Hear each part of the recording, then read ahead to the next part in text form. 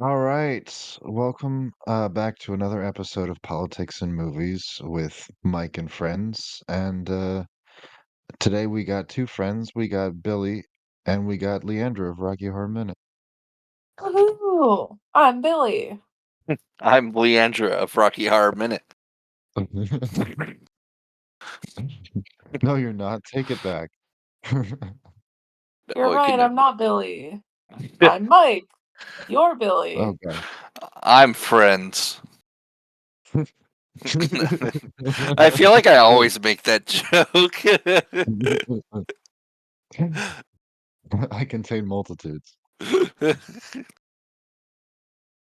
Oh, but anyway, today we're talking about as a continuation of the spooky season, Halloween, and spooky adjacent stuff. We're talking about Beetlejuice and maybe Woohoo! the sequel if we have time.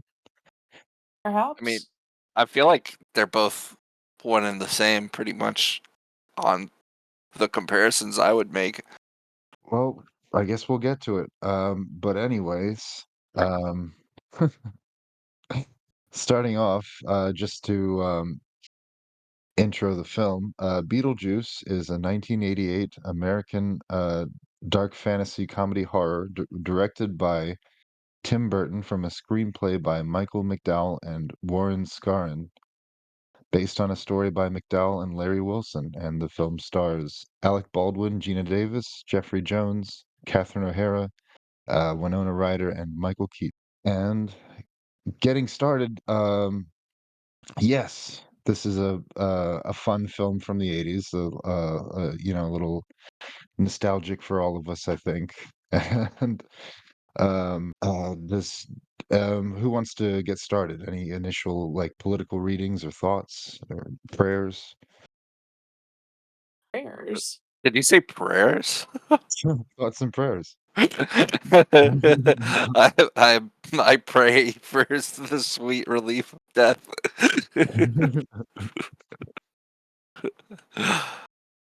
Yes, I have so many prayers. Um, I don't know. I know you have things. You can. Leandra, do you have any things about this movie to say? Yeah, Billy's gonna do the answer. absolutely. Um, I think that from a feminist perspective, and I know that that's a thing that I start many conversations off with, and I am not sorry. Um, but from a feminist perspective, this is a very interesting movie to discuss. It starts with two people who are married and have their own home, and we discover that they're considering trying again to have a baby. And this is just a blink and you'll miss it sort of throwaway almost line of Alec Baldwin's character. And we we really do go on this journey of discovering how this woman deals with being a mom to a child that isn't her own. When you look at Barbara and her interactions later with Lydia Dietz and how she is a very good mother figure to Lydia as compared to Catherine O'Hara's character, who is the stepmom. Right. And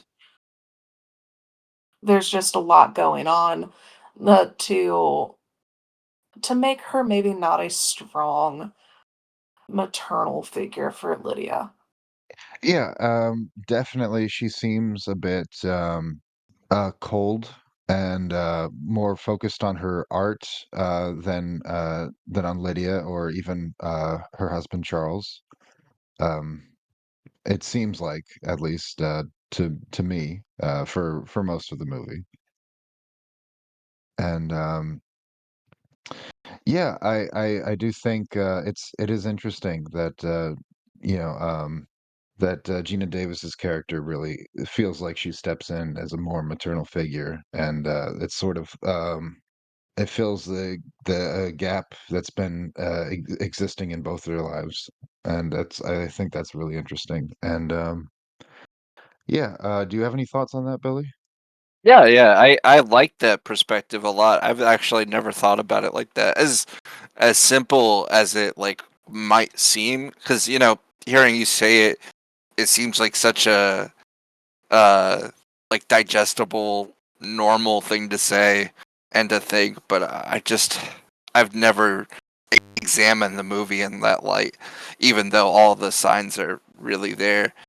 Um, and I think it also just adds to the the nature of the relationships that Lydia's connecting with her new parents and her mother figure, and her actual mother is connecting to them in a way that she's kind of trying to profit off of them at later in the movie. When they reveal themselves as ghosts, and at first, she doesn't believe them to even be real, but then when she does see them to be connecting to her, it's like her relationship to them isn't warm and nurturing, just like her relationship to Lydia isn't warm and nurturing.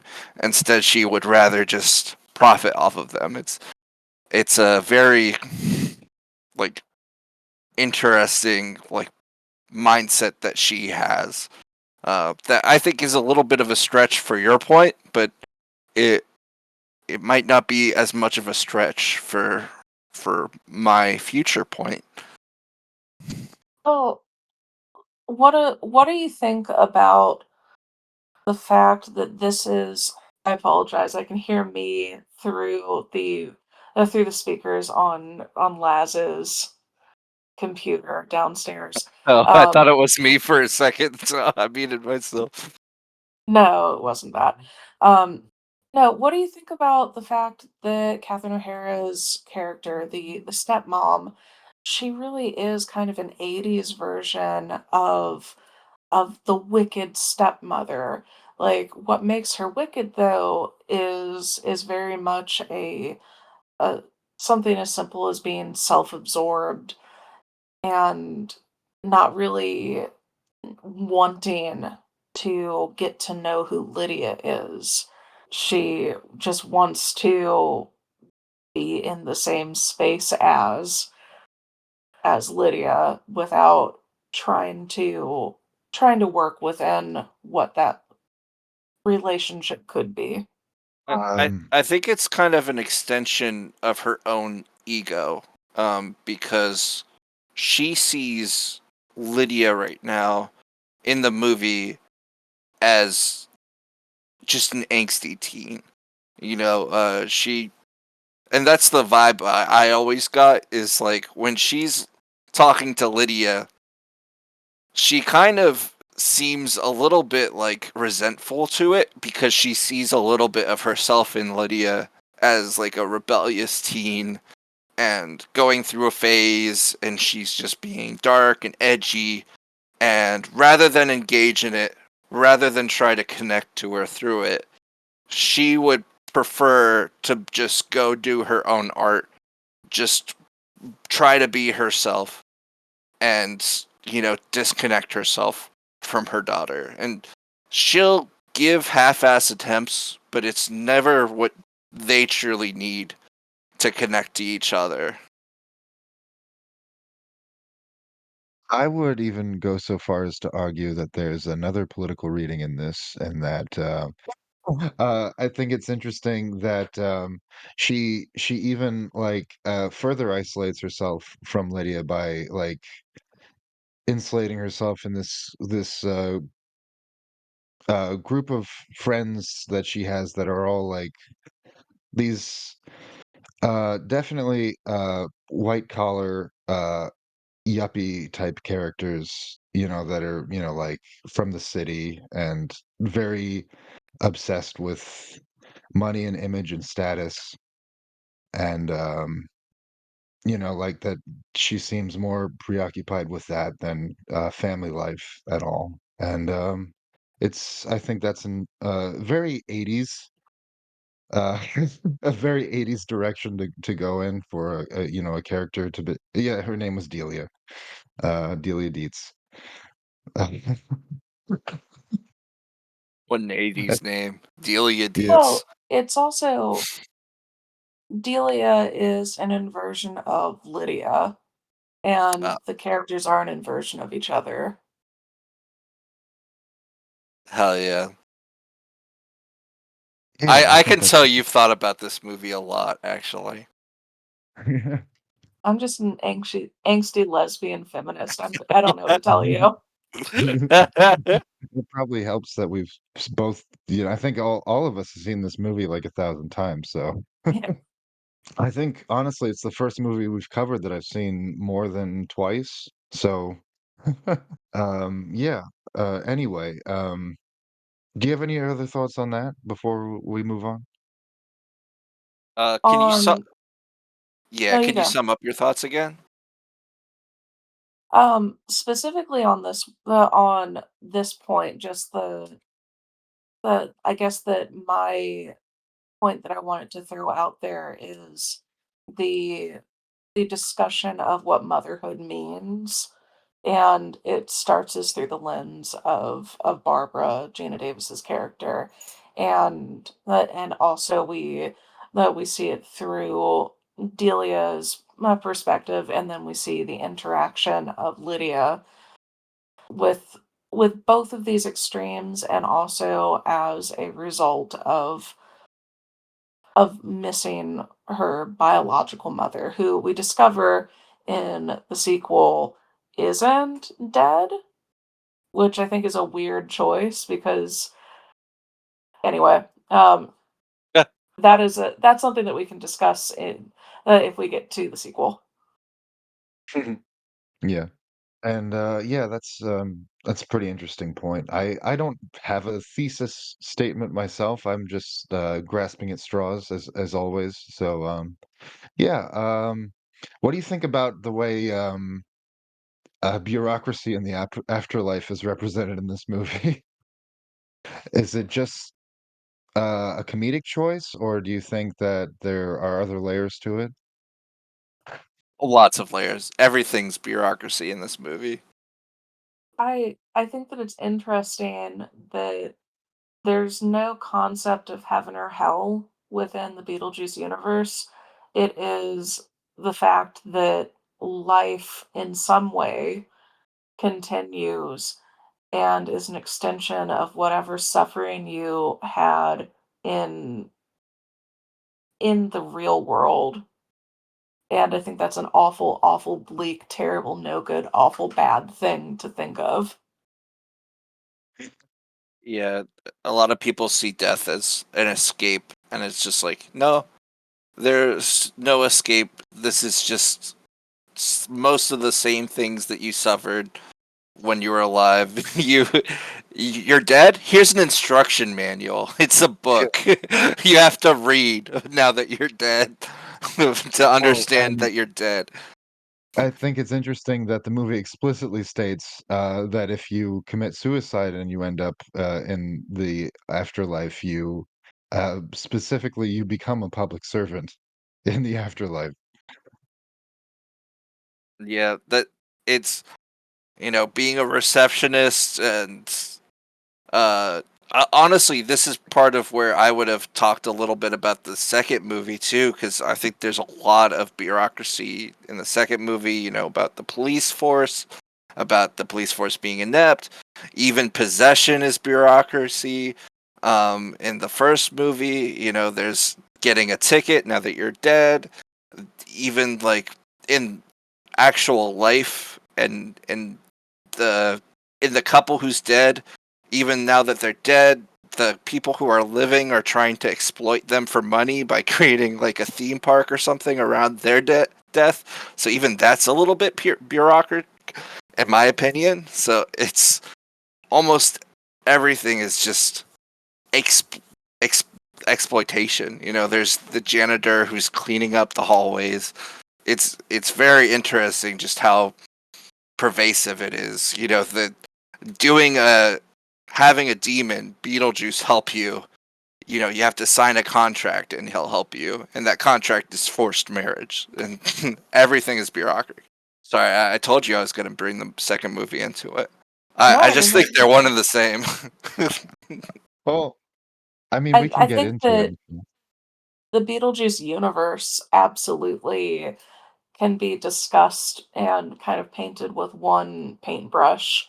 The stories themselves have their own nuances, but it's not like you can get away from talking about the bureaucracy that is prevalent of having people who have killed themselves be forever in servitude to a public cause. You can't discuss that as its own separate thing when it obviously does continue through to the second film. Right.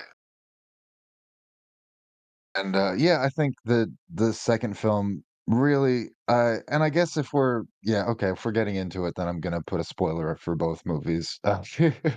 If you haven't seen the second one, then, you can probably stop here, if you choose. It's up to you, You dear get listener. 5 minutes into this episode, Yeah. and there's already a spoiler for the second movie. Oh, I mean, No, it only I don't makes know. sense. Well, A second spoiler has hit the podcast. Oh shit. to be fair, we're almost 20 minutes in now, so. Oh, Oh, but anyway, I think the second film really expands on pretty much all of the themes that are in the first film to an extent. Although, I would say, that in, Beetlejuice, there are a couple other elements thrown in, like, there is a sort of a mocking of, psychiatry and, uh what would you call it, Billy? Using, like, softer language and, trigger warnings and stuff like that is kinda mocked. oh, really? I don't remember that. You did It see it recently. Yeah, I rewatched it It recently, and, it's w in the scenes Lydia's with fiance is very much like hashtag soy boy coded. yes, Oh, the definitely, fiance. and the scenes with Beetlejuice and him together specifically, Beetlejuice uses language that is, like, demeaning of, yeah, of that kind of stuff, Soy boy and make coded. That's the professional term. yeah, Yeah. it's good, it's good.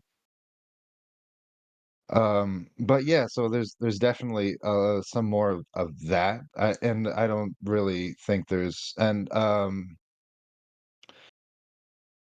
not that I'm saying that, like, I'm not, like, passing, like, judgment on the way it's, like, presented or anything, it's like, it comes from, like, bad characters, so, I mean, I mean, depending on how you view Beetlejuice, I mean, he's not exactly a good guy, he's an anti-hero, if anything.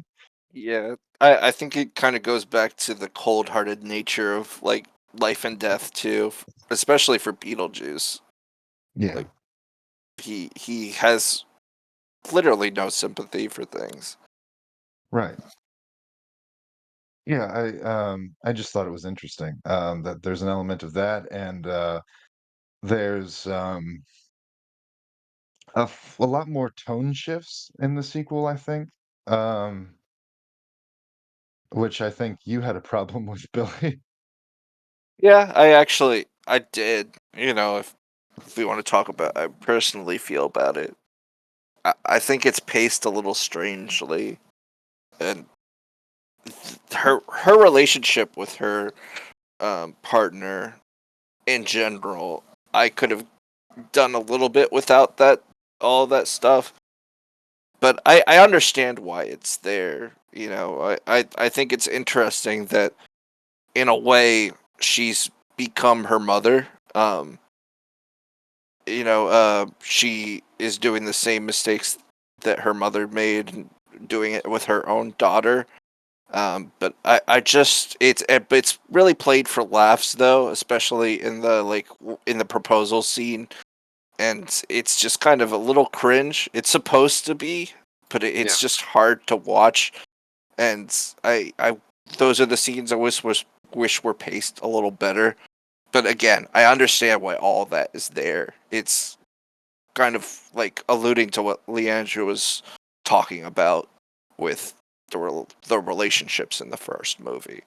It's her finally being able to, you know, make amends with what she is doing, what her mother did, and finally create that relationship with her daughter so that she becomes a better mother.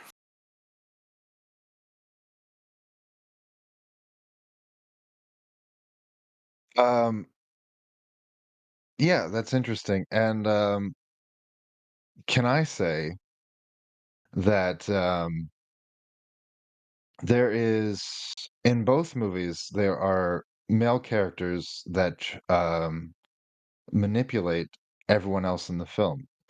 And I would say that in the first movie, it is absolutely Beetlejuice, but in the second movie, it is more Lydia's boyfriend. Then Beetlejuice, he tries a few times, but unsuccessfully sometimes. But you could argue that it's pretty obvious, I think, for the audience that her boyfriend is kind of a tool bag from the beginning. But you know, like the characters don't really find out until pretty much the end of the movie.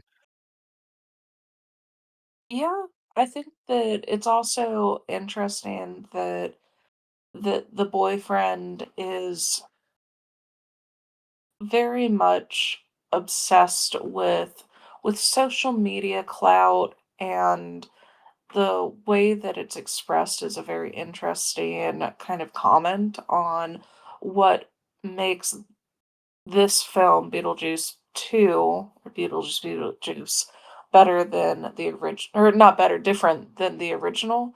Um,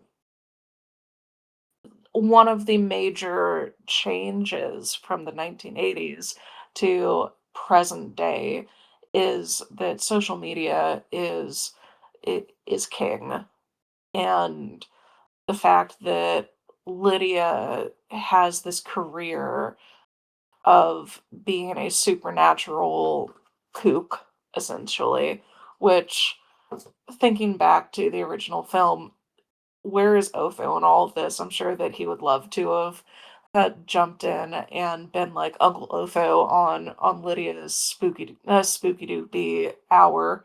But yeah, it's just that we didn't have any part of that at all in the 80s film for obvious reasons. It didn't really exist. And now it's interesting to see how the afterlife even kind of interacts with that information as well. Beetlejuice kicks the reporters out instead of letting them in. Mhm. And Um, also, you made me a little sad with the Uncle Otho comment because Glenn Shaddix died in 2010. I know. He and he really was just such an amazing part of the original film, and uh, for a lot of queer chubby kiddos in the 1980s and early 90s, not naming names or speaking from experience, I would say uh, having having this like overtly queer coded character just exist in in concert with Delia, who is also artistically coded, but not necessarily in a queer or gay way. Like, just having this big character exist and not made fun of for that, I think is very cool. He was made fun of for being a goofball, but not for being a gay goofball. Yeah. If anything, he was made fun of for his weight, though. Yes. Yes, and fat jokes are always funny if if it's the '80s. I I actually have a it's an extension to a point you made earlier, Les, is that are we calling you Mike? What You can is it call me Mike Mike and on this Friends? one. Oh, It's what Mike. the fuck? Oh, okay. Yeah. Anyway, I Beans. whatever, Beans. whoever you are. Anyway, the I know you said that Beetlejuice was the like kickstart for the plot, or it was the the boyfriend in the second movie, and Beetlejuice is like the reactionary antagonist, and then for the second movie, and then Beetlejuice in the first movie is the one who really kickstarts things. But honestly, like just thinking about the first movie, I would say that like maybe even Otho is like the one who kickstarts the plot because it's in Oh, when he reaction. finds the handbook? Yeah, yeah, and when he Yeah. reads it, and then it's in reaction to him messing with magic and or messing with things he doesn't understand, that Lydia has to come in, make the deal with Beetlejuice in order to save her, her new surrogate parents. So Right. I think it's interesting, and this is what I really did think about walking out of the movie is I wanted in the second movie for Beetlejuice to be a more active antagonist, but it's interesting that they paralleled the first and that he really he really just comes into play because of others' stupidity in Right. both movies. And in that way, you could say that he is, sort of like an evil public servant, and well, he's, or I wouldn't even say that. He's it's I think it's funny that in the original, like, everyone is assigned like a caseworker in the afterlife, and, I don't think I don't remember there being, like, much of that mentioned in the sequel. Um, Granted, we don't really have the perspective of newly dead people in the sequel as much, or, not from the protagonist's perspective anyway.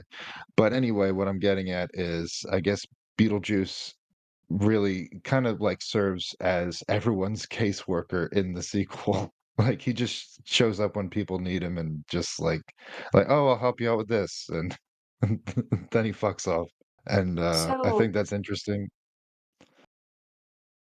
in in Beetlejuice the musical, which is not within the Beetlejuice universe, and I get that, but, uh, I bring this up because Beetlejuice, the sequel, uh, does some very interesting things to differentiate itself from the musical.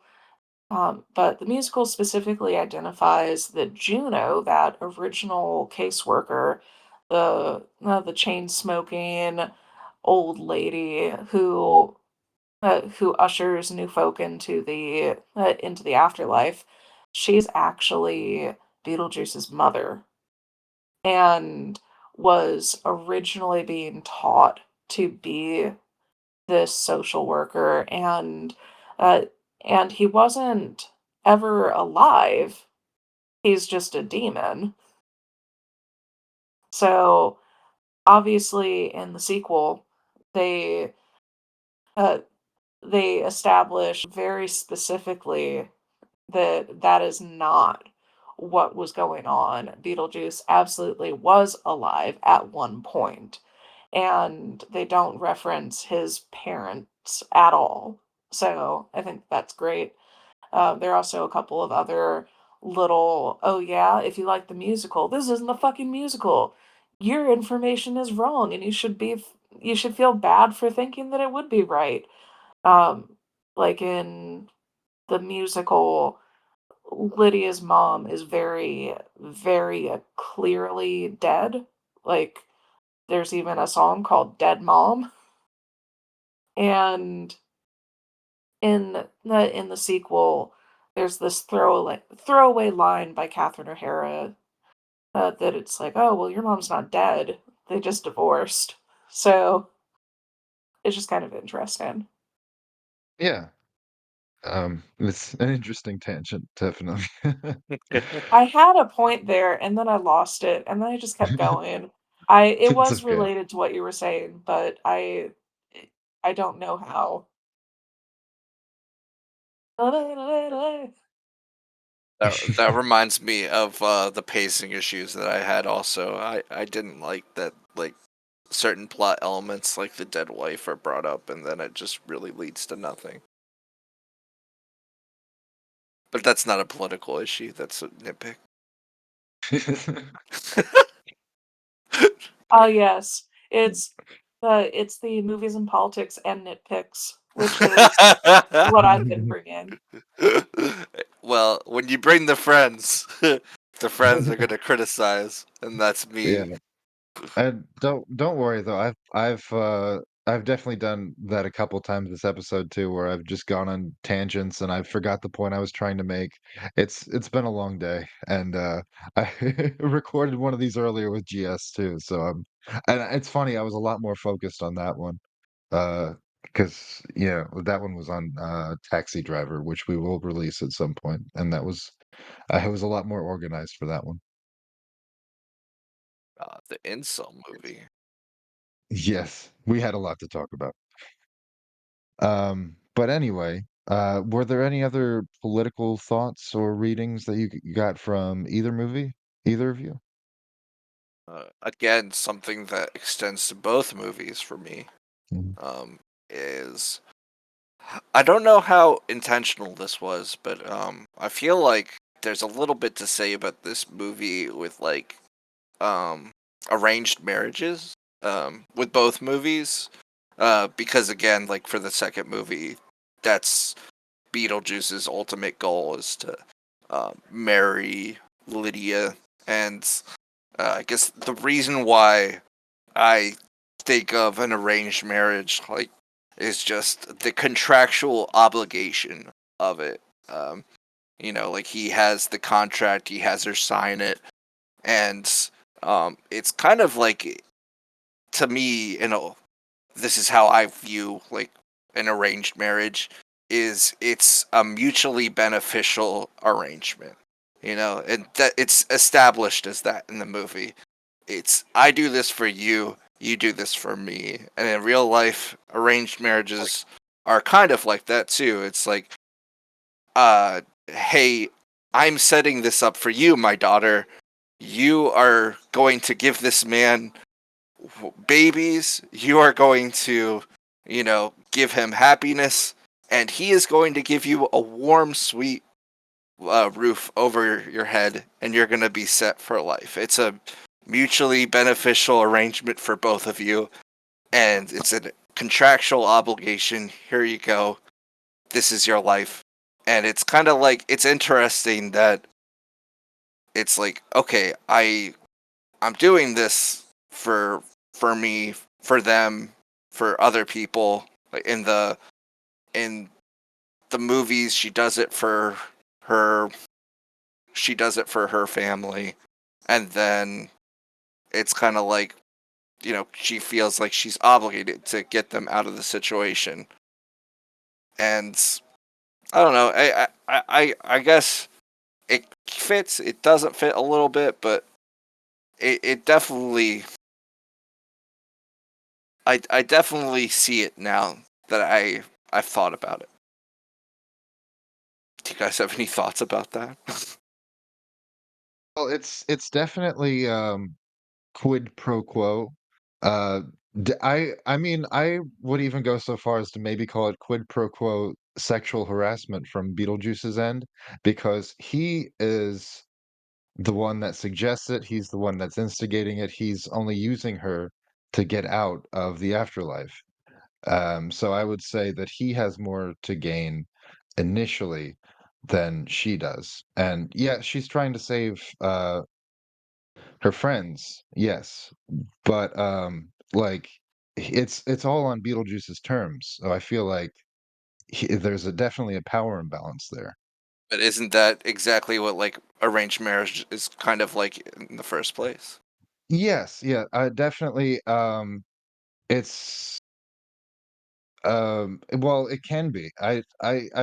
Some people, I don't know. Some people like it. I don't know. It's I complicated. She could like it, you know. Some I people might know like being married to Beetlejuice. I know one person Yeah. personally who is in an arranged marriage right now, and I know of other people, and it really depends on your cultural sensibilities. It's not an inherently quid pro quo situation, although it does lend itself to it quite well. There's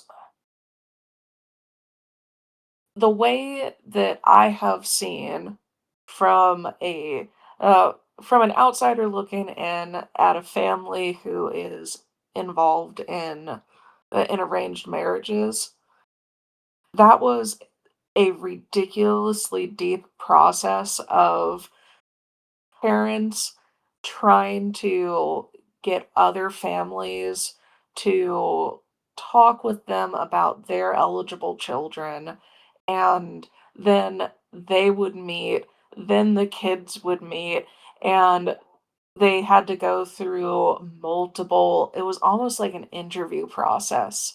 Like, this was a weeks or months long process of getting to understand if these 2 kids were compatible, yes, but more importantly, if the families were. And I thought that it was incredibly fascinating for me to see that in the real world, through that sort of lens. Obviously, this is an arranged marriage that is not well thought out. This is just predatory. Yeah, Yeah. that's basically what I was getting at. Yeah. I'm sorry. No, no, no. I appreciate the backup, the support. I don't know, You something. stole my idea. Okay. Now I fucking hate you. So okay, I yes anded. I just didn't Yes. wait until the yes. No, it's all good. Um, yes, so getting back to capitalism, is it interesting that this family discovers the afterlife, they discover ghosts, the Dietzes, and their first thought is, "I'm going to make a lot of money off of this." I Well, was hoping you'd specifically say that. yeah. Yeah, that was yeah. Like I said, I do think that lends a little bit to the bureaucracy of everything as well. But yeah, very much capitalism. And also it ties in nicely, like, the afterlife portion of Beetlejuice, the original one, is kind of like a blown up hyper version of the reality that that this universe has built. Like, if you think about it, uh, the realtor in that film, at the very beginning, she's trying to get Barbara and Alec Baldwin's character, Alex, the Maitlands, out of that big house because they're not going to have a family. So that's too much room for too few people. And she's not waiting for them to finish with their grief, and then as soon as they're dead, she's sold the house to this other family, and then, of course, in the sequel, the realtor's daughter has taken on this same position of the pace of grief n cannot stop the pace of capitalism. Yes. Money must keep going forward. The I think it's interesting that the character, in both movies that has the least emphasis on, capitalism, I would argue, is probably, Charles Dietz, and, he's like a minor, like, comic relief in the first one, and I guess you could call him the same thing in the second one. He's definitely not the focus of the movie, he's barely in it, really, in the second one anyway, Yeah. and, Gosh, I wonder why. well, yeah. Well, I mean, yeah, because of he's barely in the sequel because of the real world, implications of Jeffrey Jones being a pedophile. Yeah, I'll go ahead and say it. Yeah, no use dancing around it. Right. I do think his to say what you said about him in the first movie is interesting because it's like he also like openly is very critical to his wife's like capitalism and glamorization of materialism. Her art, she's very possessive and materialistic towards it. And that's her, you know, that's what takes precedence over the family. And he's just kind of like, what the fuck is this thing that just flew through the window? and Yeah, but that's the thing. I never got the vibe that he objected to it morally. I just think he thought it was tacky and dangerous. yeah, I think it just goes to show that he benefits from the lifestyle, but he's just kind of like not too crazy about it. Yeah, I think that's fair. Okay, here's a question. Is he a stay-at-home dad? And what are the implications of that? Is Charles? Yeah, I don't remember, honestly. That's fair.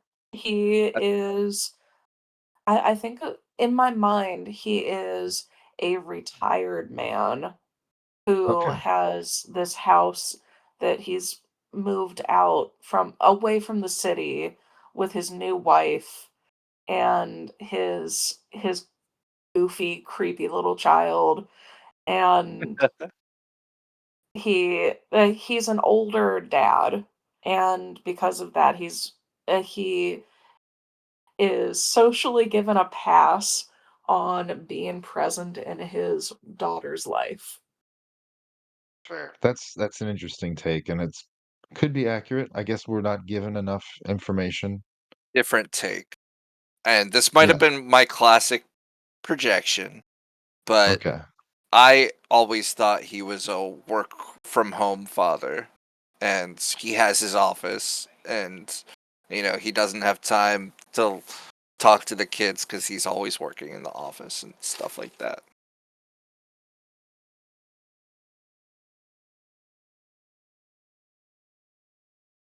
Oh, That's definitely I fair. guess yeah. That's definitely a valid take, I guess. Yeah. No matter what he's doing with his time, whether it's being on the phone with clients or being being on the phone with nobody and he's just looking out the window with his binoculars and going, "I saw a bird today." Like, he's not spending time with his daughter. He does not care Right. about her. Not in a very, like, hands-on way, and Lydia doesn't even seem, like, too super broken up over his death. Not Yeah. in the way that Delia is. Delia has this gigantic reaction that a very emotionally immature adult might have. Well, it's because for Lydia, he spent so much of her childhood, being in his office playing that damn train game. The train simulator game, and he would never talk to them. And the only time they went out to vacation, he, Delia Dietz would go into the Walgreens and shop for sunglasses for hours, and he would punch the stop sign. This feels like projection. Yes. Yes, it is. Hey, honey, Yeah. I spent 3 hours in the Walgreens looking at sunglasses. I I would say, how fucking dare you be so mean to Catherine O'Hara. Yeah. Yeah, she doesn't deserve that. No, she is a lady. Okay, anyway, I have one last thing to bring up. Okay. Gentrification.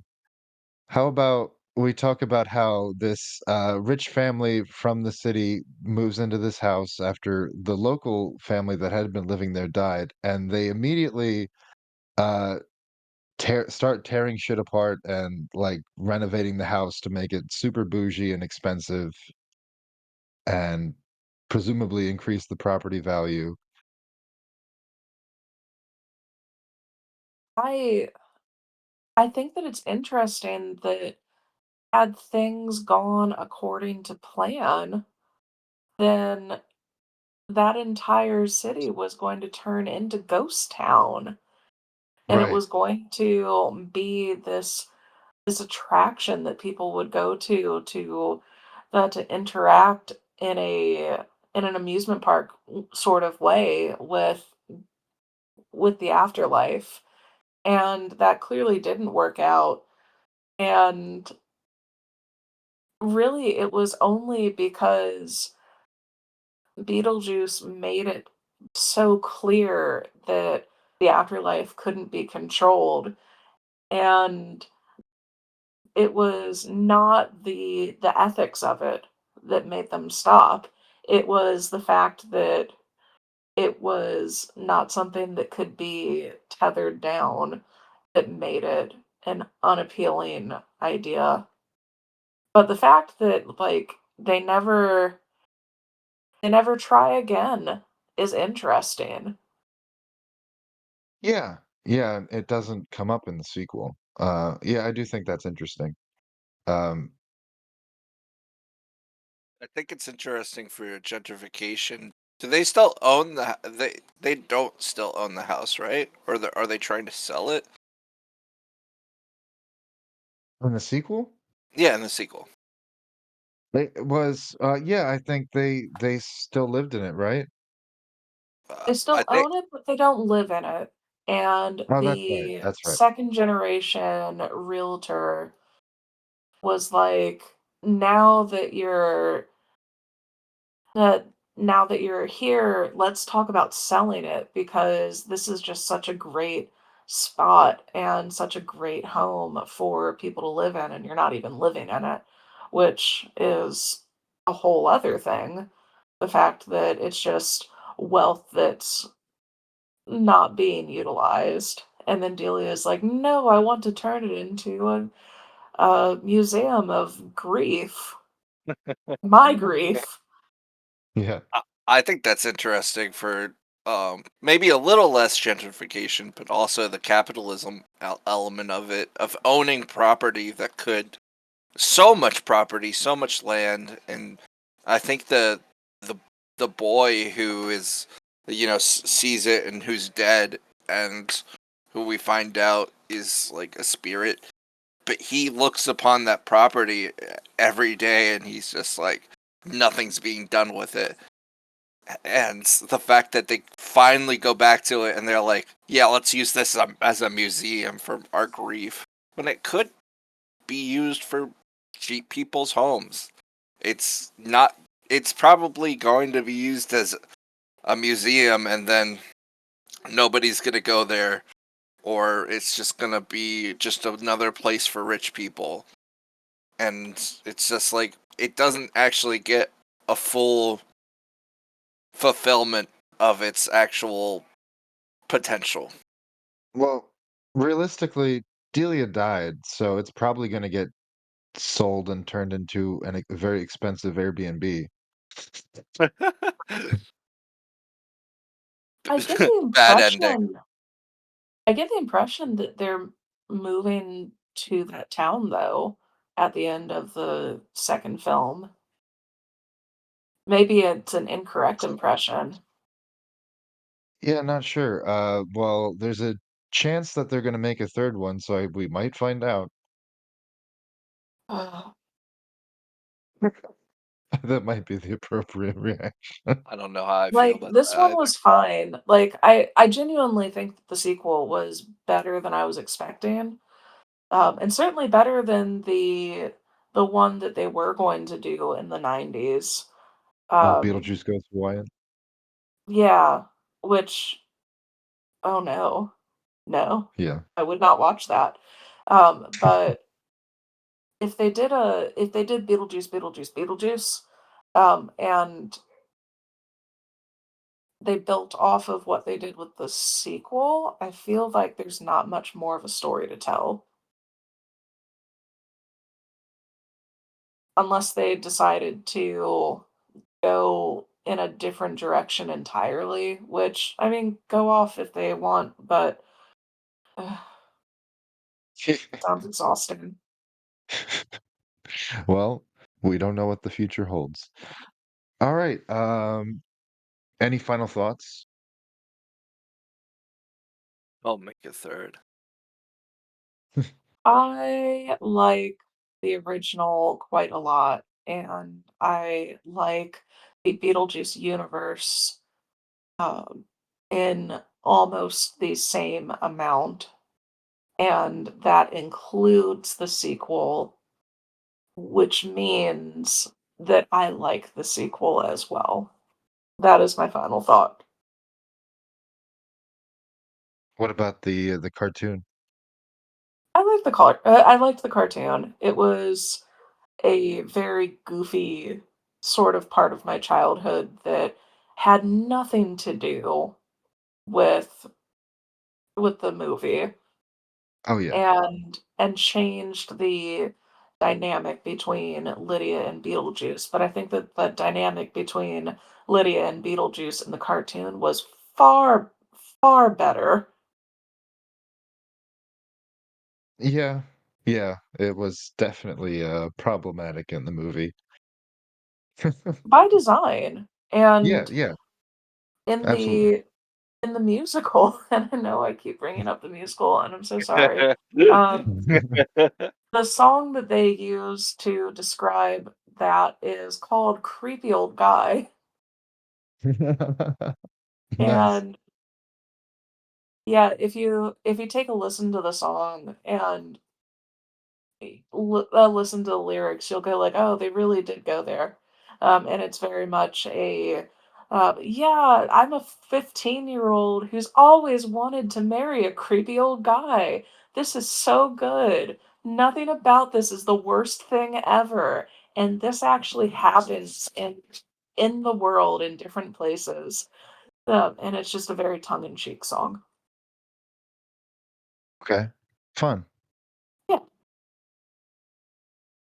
Alright. Do you have any final thoughts, Billy, before your sentence is carried out? uh, my sentence? Yeah. I don't think I had a sentence. Your sentence is death. Fuck. Death I, by life. I don't have to say death in the sentence if there's Well, you no already did. punctuation. Oh fuck.